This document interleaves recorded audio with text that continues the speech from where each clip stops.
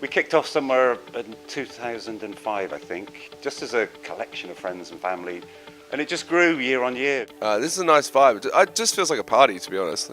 But we also do lots of work around strengthening families. We recognise that many of the young people that we work with within the supported accommodation come from families where they've got some real challenges going on. So we put on events each year, and it's a great opportunity to actually have the pinnacle platform being TADSTOCK, because young people get to perform at a festival, which there are no opportunities like that in Gloucestershire, really. I think we give an arena for young musicians, many of them who've never played live before, an environment and an experience to play live in what's effectively a safe place.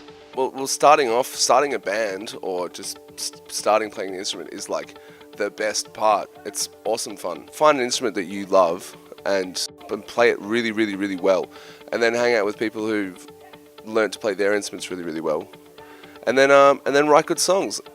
And don't take it too seriously. Just have a good time, and I don't know, if you're after some sort of success from music, like it'll come to you from having a good time rather than you chasing some sort of something.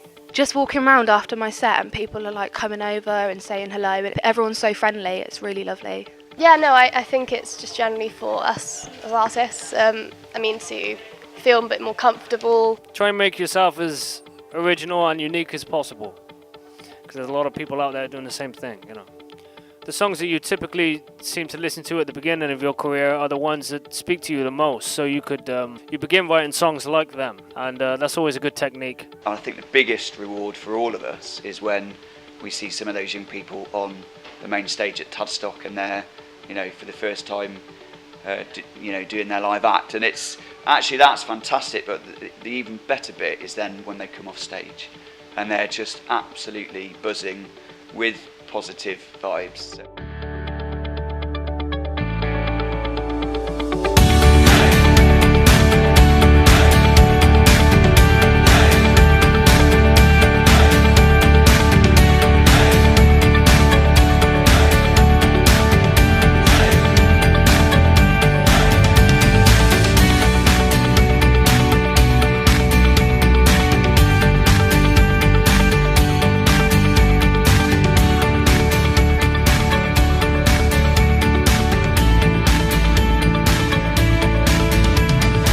Really good this year. It's the first year we've really engaged with the event with social media, and just walking around, and there's actually quite a lot of people who've come from they've seen the discussions on Facebook and Twitter, and they've actually just come to the event on the basis of what other people have said about it from being here. So it is growing. We need to grow it a little bit more. We need to keep investing to try and get it to that point.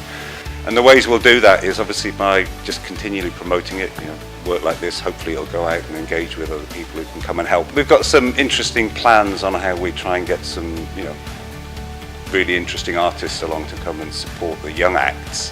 We wouldn't advertise them, they would just effectively appear on stage. Obviously they'll be known once they appear, but we're not looking for a ticket sales or commercial deal. The important thing is it's how they engage to the audience that come to support these young musicians, and how they themselves then also engage with those young musicians.